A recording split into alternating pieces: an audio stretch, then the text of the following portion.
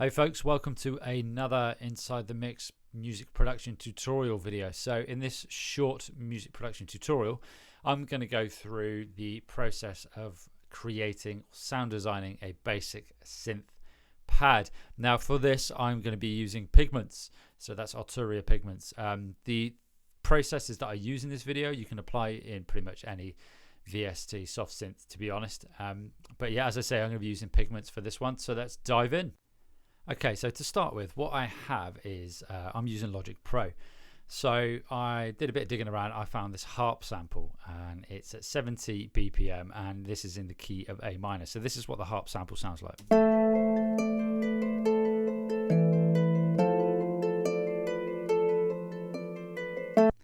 Okay, I do like the key of A minor. I've got a few tracks that I've released in A minor. Check out You and I released it earlier this year, so 2022. So that's the harp sample that I've got, and then what I've done is I've just put down some really basic chords using using Arturia, and they sound like this. Once again, this is in the key of A minor.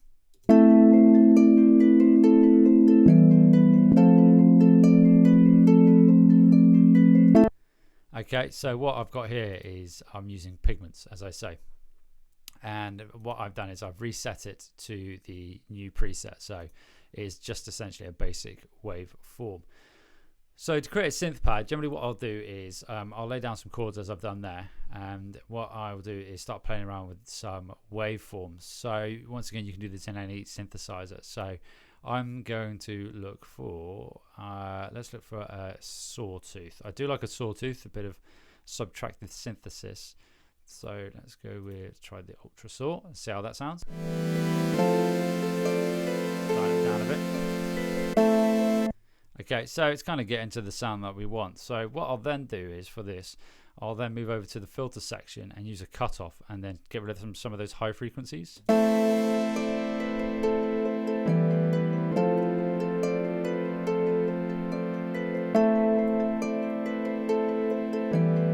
Okay, you can, well, I say see, if you're watching this, you can hear it starting to take shape.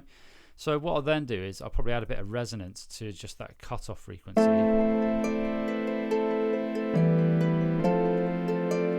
Okay. So it sounded quite nice. Then what I'll do is I'll go down to the envelope for this particular one. So this is the attack, decay, sustain and release. So I'll probably just lengthen the attack slightly, so it's just, you haven't got that initial transient hit.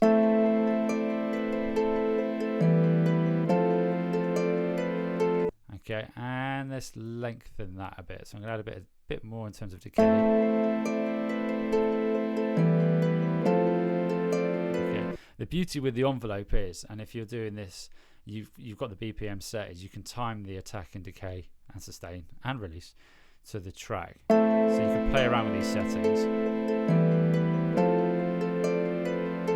So the initial chord hit will end before the next one comes in. Okay. So that's a sort of nice start. And then what I'll do is I'll go over and add another waveform to this one. Actually, let's try, so I'm using pigments in this instance, so I'm actually going to add a sample to this. This is what the grand piano sounds like. That's quite nice. Adds a nice bit of attack at the beginning.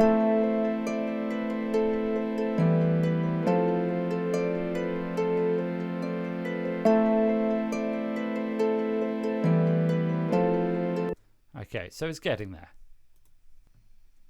Okay, so I've actually decided I don't want to use the grand piano, so I'm going to go back to Engine 2 in Pigments and look at the wavetable.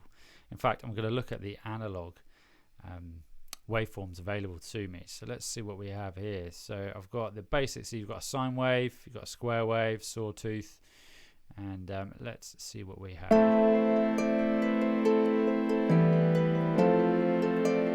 Let's try sine wave.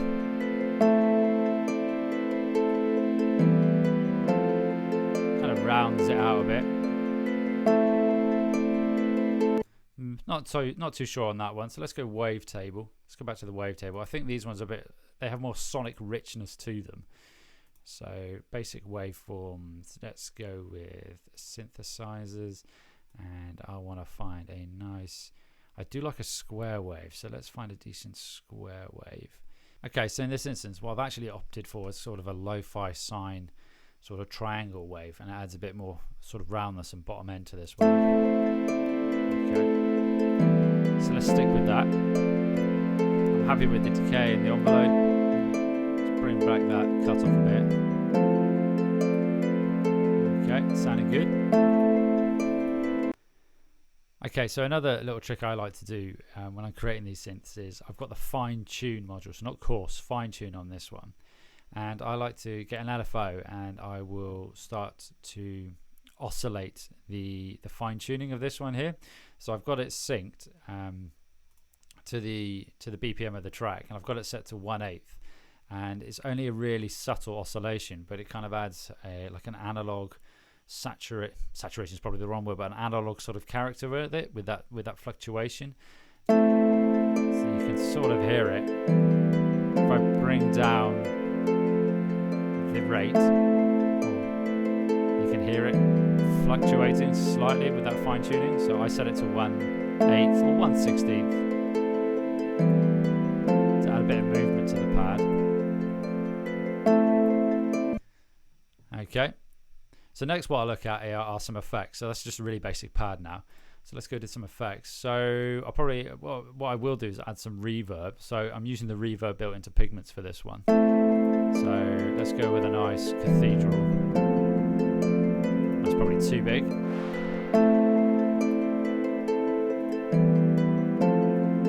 It's not too bad.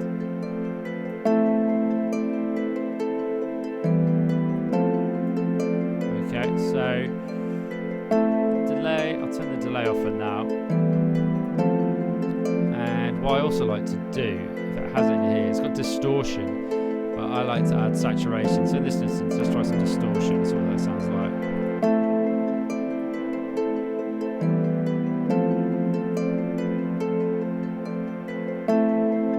Bring down the reverb.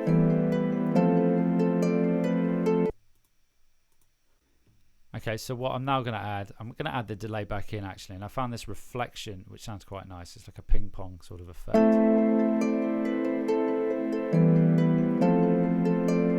That's a bit of movement. So let's hear what it sounds like on its own.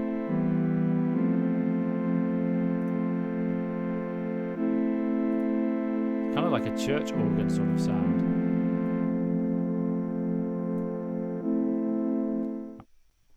Okay, so to finish this off, what I've decided to do now is I'm using another LFO, so low frequency oscillator, and I am using that to modulate, or rather change the cutoff frequency.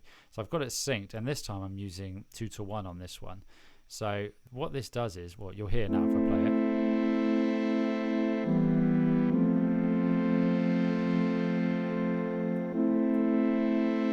And then let's boost the reverb on this.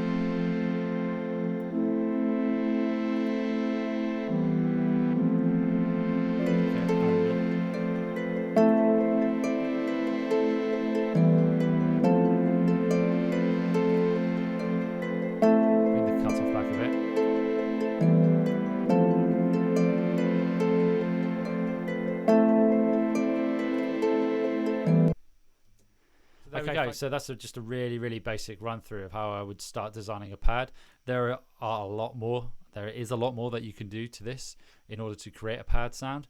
So essentially what I've done is, just to recap, I've used two different waveforms.